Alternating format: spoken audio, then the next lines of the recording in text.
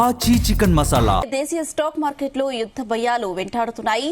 దీంతో మార్కెట్లు నష్టాలు ట్రేడ్ అవుతున్నాయి. ప్రస్తుతం 77 దిగువకు సెన్సెక్స్ చేరింది. మరోవైపు క్రూడ్ ఆయిల్ మరోసారి భారీగా పెరిగాయి. ఇక బులియన్ మార్కెట్ విషయానికి వస్తే 24 క్యారెట్లు తులం బంగారం 1500 పెరిగింది. ఇక వెండి విషయానికి వస్తే అది 2000 పెరిగి ప్రస్తుతం 2.28 లక్షల పైన కిలో ధర కొనసాగుతుంది.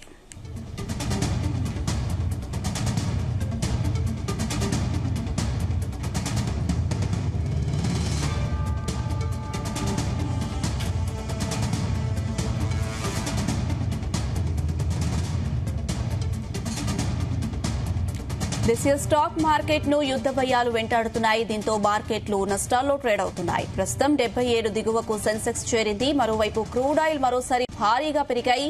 బులియన్ మార్కెట్ విషయానికి వస్తే 24 క్యారెట్ల తులం బంగారం 1500 పెరిగింది.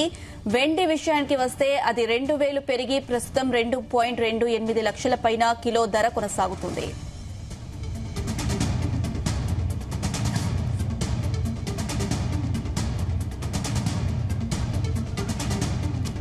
రైట్, ఇదే అంశానికి సంబంధించి మనతో పాటు డిస్కస్ చేయడానికి స్టాక్ మార్కెట్ ఎక్స్పర్ట్ జీవి సత్యనారాయణ గారు ఫోన్ లైన్ లో సిద్ధంగా ఉన్నారు. నమస్తే అండి సత్యనారాయణ గారు. నమస్తే అనుష. ప్రస్తుతం అయితే స్టాక్ మార్కెట్లు నష్టాల్లో ట్రేడ్ అవుతున్నాయి. ఏంటండి యుద్ధం ఎఫెక్ట్ అనుకోవచ్చా? అది కంటిన్యూ అవుతుంది. బ్రెంట్ ఆయిల్ పెరగటం మెయిన్ రీజన్ అనమాట. ఇప్పుడు $92.19 ఉంది. అది నిన్నటి మీద 1.5% పెరిగింది. అందుకని అది మెయిన్ రీజన్. ఎప్పుడైతే బ్రెంట్ ఆయిల్ పెరుగుతుందో మార్కెట్లన్నీ ఫాల్ అవుతాయి. అయితే ఏషియన్ మార్కెట్లు పొద్దున ప్లస్ లోనే ఉన్నాయి. మన మార్కెట్లు ఇప్పుడు గ్యాప్ డౌన్ తోటి స్టార్ట్ అయింది. ఆ డౌన్ ఇప్పుడు అలానే కంటిన్యూ అవుతుంది. అయితే గోల్డ్ సిల్వర్ పాజిటివ్ లో ఉన్నాయి రెండు. అవి 4000 చిల్లర, అంటే $4132 గోల్డ్ జరుగుతుంది. 4000 లోపు సపోర్ట్ తీసుకోవడం జరిగింది గోల్డ్. సిల్వర్ వచ్చి 59.93, అంటే ఒక $60. ఆ రెండు కూడా ఇవాళ కొంచెం పాజిటివ్ లోనే ట్రేడ్ అవుతున్నాయి. తర్వాత ఇక మనకి మార్కెట్ లో వచ్చేటప్పటికి 172 పాయింట్లు ఎన్ఎస్సి మైనస్ లో ఉంది. 24,015.85 ప్రజెంట్ లైవ్. ఇక బిఎస్సి సెన్సెక్స్ వచ్చి 567 పాయింట్లు మైనస్ లో ఉంది. 76,902 పాయింట్లు లైవ్. ఇక అన్ని సెక్టార్లు నిఫ్టీ 500 190 మైనస్ ఉంది. నిఫ్టీ బ్యాంక్ వచ్చి 567 పాయింట్లు మైనస్. నిఫ్టీ ఐటీ వచ్చి 234 పాయింట్లు మైనస్. నిఫ్టీ మిడ్ క్యాప్ వచ్చి 180 పాయింట్లు మైనస్. బ్యాంక్ నిఫ్టీ వచ్చి 592, బిఎస్సి బ్యాంక్ 583 పాయింట్లు మైనస్. నిఫ్టీ 200 వచ్చి 106 పాయింట్లు మైనస్. నిఫ్టీ 100 వచ్చి 177 పాయింట్లు మైనస్. నిఫ్టీ స్మాల్ క్యాప్ వచ్చి 140 పాయింట్లు మైనస్. బిఎస్సి 500 వచ్చి 278 పాయింట్లు మైనస్. బిఎస్సి 100 175. ఏ సెక్టార్ కూడా పాజిటివ్ లో లేదు. అన్ని సెక్టార్లు మైనస్ లోనే ఉన్నాయి. అన్ని ఇండెక్స్లు మైనస్ లోనే ఉన్నాయి. ఇప్పుడు ఓవరాల్ గా ఏదైతే ఉందో ఎన్ఎస్సి 50లో 7 ప్లస్ లో ఉన్నాయి, 43 మైనస్ లో ఉన్నాయి. అంటే 7 42, 1:6 అనమాట. 1 ప్లస్ లో ఉంటే 6 మైనస్ లో ఉన్నాయి అనమాట. ఇది మనం చూడాలి. ఇక నెక్స్ట్ బిఎస్సి సెన్సెక్స్ 30 కంపెనీల్లో ఒక 3 కంపెనీలే ప్లస్ లో ఉన్నాయి. 27 కంపెనీలు మైనస్ లో ఉన్నాయి. టైటాన్, ఎటర్నల్, ఏషియన్ పెయింట్స్, ఈ 3 కంపెనీలే పాజిటివ్ లో ఉన్నాయి. ఇప్పుడు ఫస్ట్ క్వార్టర్ రిజల్ట్స్ వస్తున్నాయి. ఈ రిజల్ట్స్ ని బేస్ చేసుకొని మనం ట్రేడింగ్ చేసుకోవాలి. ఇండివిజువల్ స్టాక్స్ ఏవైతే ఉంటాయో అవి ఇప్పుడు మార్కెట్ పడుతుంది అంటే మనం ఆపర్చునిటీ కింద తీసుకోవాలి తప్ప వేరే అవసరం లేదు నెగిటివ్ గా. ఎందుకోసం అనే దానికి మనది ఫస్ట్ క్వార్టర్ రిజల్ట్స్ బాగానే ఉన్నాయి. ఈ మధ్య కాలంలో మనము మోడీ గారు విదేశీ పర్యటనతో ప్రతి దేశంతో టైఅప్లు చేసుకోవడం జరుగుతుంది.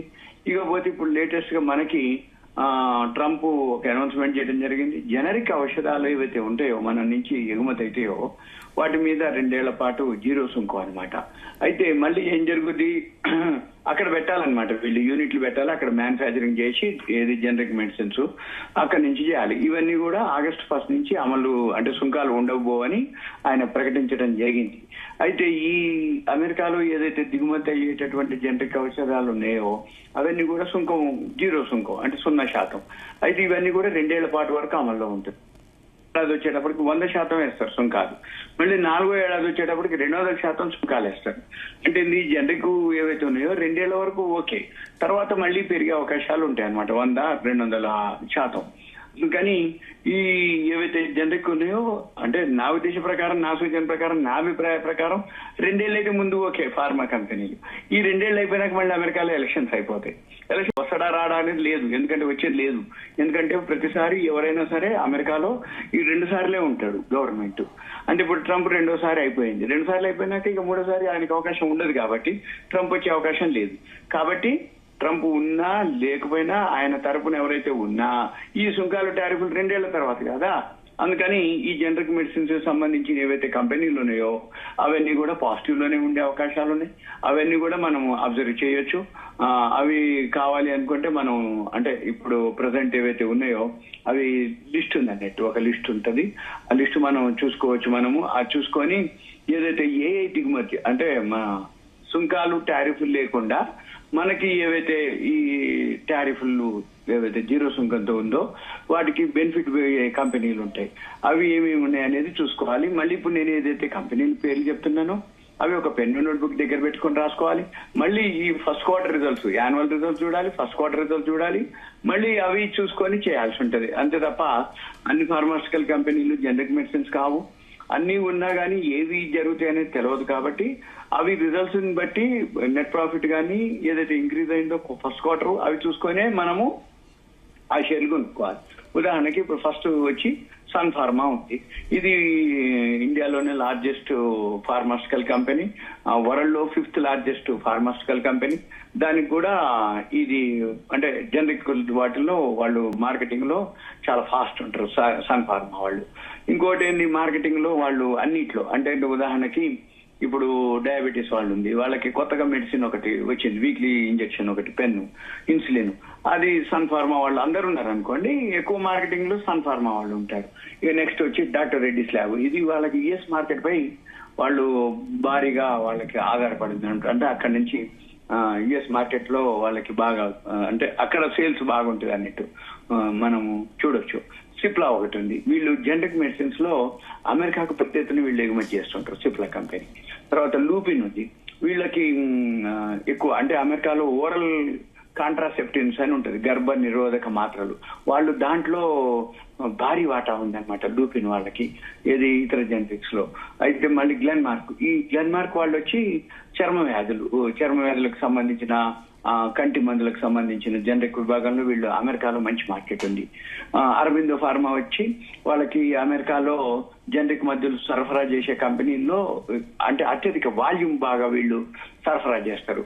అయితే ఇప్పటికీ ఆల్రెడీ అమెరికాలో కొన్ని అరబిందో యూనిట్స్ కూడా ఉన్నాయి ఆల్రెడీ. ఇక తర్వాత జేడెస్ లైఫ్ వాళ్ళకి యుఎస్ ఫార్మా మార్కెట్ లో వీళ్ళకి కూడా అంటే ఇప్పుడిప్పుడే ఇంప్రూవ్ అవుతుంది ఇది జేడెస్ లైఫ్. ఇవన్నీ కూడా ఏం చెప్తున్నాను అంటే నా అభిప్రాయ ప్రకారం ఏ అయితే కంపెనీలు ఉన్నాయో ఇవన్నీ ఒక్కొక్కటి జనరిక్ లో బ్రాండ్ అనమాట. ఒకళ్ళు లూపిన్ వచ్చి గర్భ నిరోధక మాత్రలు, గ్లెన్మార్క్ వచ్చి చర్మ వ్యాధులకు సంబంధించింది, సన్ ఫార్మా వచ్చి వాళ్ళు మార్కెటింగ్ లో పట్టు ఉంటుంది, డాక్టర్ రెడ్డిస్ ల్యాబ్ వచ్చి వాళ్ళకి ఆల్రెడీ మార్కెటింగ్ ఉంది అన్నమాట అక్కడ అంతకు నుంచే. ఇప్పుడు సిప్లా ఉంది, వాళ్ళు ఎక్స్పోర్ట్స్ లో శ్వాసకోశ సంబంధించినటువంటి వాళ్ళు ఎక్స్పోర్ట్ చేస్తారు. ఇట్లా ఒక్కొక్క సెక్టార్ లో ఒక్కొక్కళ్ళు ఎక్స్పర్ట్స్ ఉంటారు. దిగుమతి అనుకోండి, అక్కడ మ్యానుఫ్యాక్చరింగ్. మనం ఏం చేయాలి, ఈ వీటిల్లో ఏది ఎక్కువ డిమాండ్ ఉందో చూసుకోవాలి. లేదు వీటన్నిటికంటే సింపుల్ గా నెట్ ప్రాఫిట్ చూసుకుంటే చాలు. ఏ కంపెనీ ఎక్కువ నెట్ ప్రాఫిట్ ఉంది, సేల్స్ ఎంత ఎక్కువ ఉంది, టర్న్ ఓవర్ ఎక్కువ ఎంత ఉంది, నెట్ ప్రాఫిట్ ఎంత ఎక్కువ ఉంది, ఫస్ట్ క్వార్టర్, పోయిన సంవత్సరం ఫస్ట్ క్వార్టర్, ఈ సంవత్సరం ఫస్ట్ క్వార్టర్ ఏవైతే ఉన్నాయో అవి ఇంకా ఎక్స్పోర్ట్స్ ఎక్కువ ఉంటాయి అన్నమాట. మనం అది గమనించాలి. అవి కనుక మనం అబ్జర్వ్ చేయగలిగితే ఓకే, రాబోయే రోజుల్లో ఈ షేర్లన్నీ కూడా బాగా మల్టీ బ్యాగర్లు అయ్యే అవకాశాలు ఉన్నాయి. ఒకవేళ మల్టీ బ్యాగర్లు కాకపోయినా ఇప్పుడు మార్కెట్ బాగలేదు కాబట్టి ఇది ఒక ఆపర్చునిటీ కింద తీసుకొని మనం కొనుక్కొని కనుక కొన్నాళ్ళ పాటు హోల్డ్ చేస్తే ఇవన్నీ ఎక్కడో ఒక దగ్గర సర్దుమనుగుతాయి. ఇప్పుడు ఇరాన్ అమెరికా వారు ఇంకా నడుస్తూనే ఉంది. ఆ 11వ రోజు 12వ రోజుకు వచ్చింది. ఆ బ్రెంట్ ఆయిల్ కంటిన్యూగా పెరుగుతుంది. ఒక 10 రోజుల్లోనే $72 నుంచి $92 అంటే 30% పెరిగింది అక్కడ. మళ్ళీ అక్కడి నుంచి నౌకలు బంద్ అయినాయి అనేది వార్త. మరి ఇప్పుడు ఇరాన్ తోటి చర్చలు లేవు అనేది ఆయన ట్రంప్ వార్త. అంటే ఇవన్నీ తోటి మనం చూడవలసింది సింపుల్ గా బ్రెంట్ ఆయిల్ ఇంకా పెరుగుతూ వచ్చిందంటే నెగిటివే, మార్కెట్లు ఇంకా ఫాల్ అవుతాయి. గోల్డ్ సిల్వర్ పెరిగింది అంటే ప్రాఫిట్ బుక్ చేసుకోమని అర్థం. అంతే తప్ప ఇప్పుడు బ్రెంట్ ఆయిల్ పెరిగితే కూడా గోల్డ్ సిల్వర్ పెరిగింది అంటే మనం ఎగ్జిట్ అవ్వమని అర్థం. ఎవరైతే పొజిషన్స్ ఉంటాయో వాళ్ళు ఎగ్జిట్ అవ్వాలి. ఇక ఎవరు పొజిషన్స్ తీసుకోవాలి, ఎవరైతే పొజిషన్స్ తీసుకుంటారో వాళ్ళు వెయిట్ చేయగలగాలి. 3 నెలలు 6 నెలలు సంవత్సరం పాటు వెయిట్ చేయగలిగితే ఓకే. లేదు ఈ మధ్య కాలంలో మనం చాలా చాలా అంటే న్యూస్ ఉదాహరణకి ఇప్పుడు మోడీ గారు ఇండియా అంటే ఇండోనేషియా పోయిండ్రు, న్యూజిలాండ్ పోయిండ్రు, ఆస్ట్రేలియా పోయిండ్రు, తర్వాత జపాన్ వాళ్ళు ఇక్కడ మనకు పర్యటన చేశారు, ఫ్రాన్స్ మనం మోడీ గారు పర్యటన చేసిండ్రు. ఈ జరుగుతున్నప్పుడు అలా ఎక్స్పోర్ట్స్ డీల్ జరుగుతూ ఉన్నాయి, మనకి ఇంపోర్ట్ డీల్స్ జరుగుతున్నాయి, ట్రేడ్ డీల్స్ జరుగుతున్నాయి, FTA ఫ్రీ ట్రేడ్ అగ్రిమెంట్లు జరుగుతున్నాయి. ఇవన్నీ చాలా చాలా అన్నమాట మన ఇండియాకి. అయితే ఒక్క మెయిన్ డ్రాబ్యాక్ ఏంటిదంటే ఇదే, ఏది బ్రెంట్ ఆయిల్ పెరగటం. ఈ బ్రెంట్ ఆయిల్ ఎప్పుడైతే పెరుగుతూ వచ్చిందో ఇవన్నీ ఎంత పాజిటివ్ న్యూస్ ఉన్నా కానీ నిలబడలేకపోతుంది మార్కెట్. ఇవన్నీ కూడా చివరికి ఇంకొకటి, ఇప్పుడు ఫార్మా కంపెనీలన్నీ ఈ న్యూస్ తోటి ప్రాఫిట్ బుకింగ్ కూడా అంటే ఇది అనౌన్స్ చేయకముందే పెరగడం జరిగింది. ఇప్పుడు అన్ని పడ్డాయి. ఈ పడ్డాయి అన్ని కూడా ఎంతవరకు పడతాయో చూసుకొని ఇప్పుడు సన్ ఫార్మా అనుకోండి, డాక్టర్ రెడ్డిస్ ల్యాబ్, అరవిందో, లూపిన్ అవన్నీ ఫార్మా మొత్తం పడ్డాయి.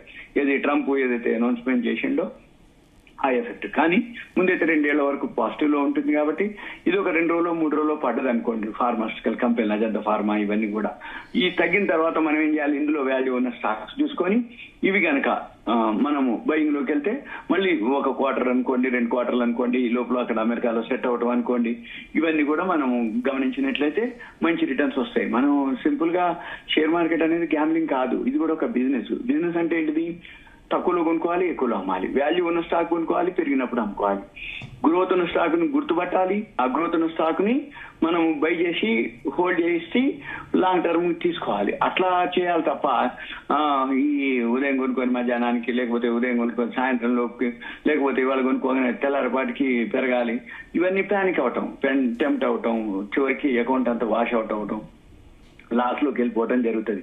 అంటే ఒక రోజు పెరుగుతుంది, ఈయన కొనే టైంకి పట్టం మొదలు పెడుతుంది, ఈయన అమ్మేస్తాడు, అక్కడి నుంచి పెరగటం మొదలు పెడుతుంది. ఇంట్రాడేలో జరిగేదల్లా ఎక్కువ శాతం ఇదే జరుగుతూ ఉంటది. వాళ్ళ ఎక్స్పీరియన్స్ కే వాళ్ళని వదిలేస్తున్నాను నేను. కానీ మనమైతే లాంగ్ టర్మ్ వాటికే మనం ప్రిఫర్ చేస్తాం. ఎందుకంటే మన దేశం ఏదైతే అభివృద్ధి చెందుతున్న దేశం ఉందో మనకి ఏమేమి రాయితీలు ఉన్నాయి, ఏమేమి సబ్సిడీలు ఉన్నాయి, ఏమేమి సుంకాలు లేకుండా ఉన్నాయి, ఏ కంపెనీలకి అవి వర్తిస్తాయి, అవి లాంగ్ రన్ లో ఉపయోగపడతాయి. అంతే తప్ప ఇమీడియట్ గా ఒక రోజులోనో ఒక పూటలోనో పైసలు పెరగటం అనేది కాని పని. ఒకవేళ పెరిగినా కానీ అది టెంపరీ, తాత్కాలికం. ఇంట్రాడేలో ఎక్కువ శాతం తీసుకునేది కంటే పోగొట్టుకునేది ఎక్కువ ఉంటుంది. వస్తాయి 5,000 10,000 వస్తాయి, అప్పుడు వీళ్ళు ఊరుకోరు, ఇంకెక్కువ చేస్తారు, అప్పుడు పెద్ద మొత్తం అకౌంట్ వాష్ అవుట్ అయిపోవడం జరుగుతుంటది. కాబట్టి ఇన్వెస్ట్మెంట్ చేయండి, SIPలు చేసుకోండి, ETFలు చేసుకోండి, లేదు సెక్టార్ వైజ్ షేర్లను చూసుకొని వాళ్ళు ఇన్వెస్ట్మెంట్ చేస్తే సేఫ్ అన్నమాట. ఇప్పుడు మనం ఎన్ని వీడియోలు చేస్తున్నాం అంటే ప్రతి వీడియోలో ఏదో ఒక కంటెంట్ కానీ కాన్సెప్ట్ కానీ అంటే ఇవాళ న్యూస్ ఏంటిది, ట్రంప్ తోటి సుంకాలు ఫార్మాస్యూటికల్ కంపెనీ, కానీ ఫార్మా షేర్లు ఇవాళ పడుతున్నాయి కూడా, కానీ బాగా తగ్గినాక మళ్ళీ పెరుగుతాయి. అది ఎప్పుడు కొనాలి అంటే ఏ రోజైతే రివర్స్ అయిద్దో, సపోజ్ ఇవాళ తగ్గింది, రేపు కూడా చూడాలి, రేపు ఈ రోజు ధర కంటే ఇంకా తగ్గింది అనుకోండి, వెయిట్ చేయాలి. సపోజ్ ఎల్లుండి అంటే రేపటి ధర కంటే ఎల్లుండి కనుక పెరిగితే అప్పుడు కొనుక్కోమని అర్థం. అంటే పడ్డంత వరకు పడ్డది, ఇక పడేది లేదు అని అర్థం. అందుకని కొన్ని షేర్లు లిస్ట్ పెట్టుకోవాలి, కొన్ని కంపెనీల పేర్లు పెట్టుకోవాలి, అవి Q1 రిజల్ట్స్, క్వార్టర్లు, ఈ ఫస్ట్ క్వార్టర్ ఏవైతే రిజల్ట్స్ ఉన్నాయో అవి అబ్జర్వ్ చేయాలి. అవి అబ్జర్వ్ చేసి చెక్ చేసుకొని ఆ వాటిలో ఇన్వెస్ట్ చేస్తే లాంగ్ టర్మ్. ఇప్పుడు మనం ఏదైతే వీడియోలో చెప్పినామో ఒక పెన్ను నోట్బుక్ దగ్గర పెట్టుకొని ఏ కంపెనీ ఏది ప్రోడక్ట్ తయారు చేస్తుంది, ఏది జనరిక్ మెడిసిన్స్ అక్కడ డిమాండ్ ఉంటుంది, దాన్ని బట్టి ఆ ప్రోడక్ట్ అనుకోండి, ఆ సేల్స్, ఆ కంపెనీ యొక్క సేల్స్ అనుకోండి, కంపెనీ టర్న్ ఓవర్ పెరుగుతుంది, అప్పుడు పెరుగుతుంది, ఆటోమేటిక్ గా మనకి ఏదైతే బెనిఫిట్ అనమాట. అంటే గ్రోత్ కనుక ఉంది అనుకోండి, సింపుల్, ఏం చేయక్కర్లే, ప్రాఫిట్ పెరిగింది అంటే షేర్ పెరుగుతుంది, ప్రాఫిట్ తగ్గింది అంటే షేర్ ప్రైస్ తగ్గుద్ది, అంతే సింపుల్ గా. ప్రాఫిటే బేస్, మనకి ప్రాఫిట్ ని మనం చూసుకోవాలి. ఓకే అండి, థ్యాంక్ యూ అండి సత్యనారాయణ గారు.